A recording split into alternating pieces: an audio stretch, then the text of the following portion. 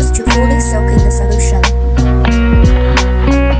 Finally, we enter the aluminum commercial reaction step. Because aluminum parts have a neutral oxide film, we need to remove them by soaking them in a commercial solution. After that, these aluminum parts will be through alkaline etching, commercial polishing, neutralization, and multiply water washings. It will effectively remove residual commercial residues.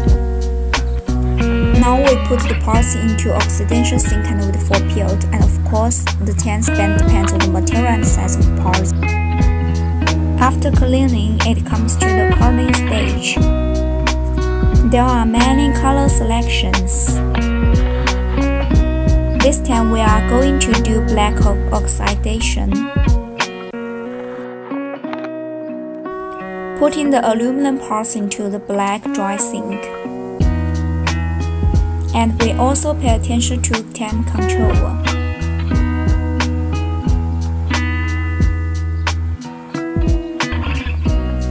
Removing part of the seals.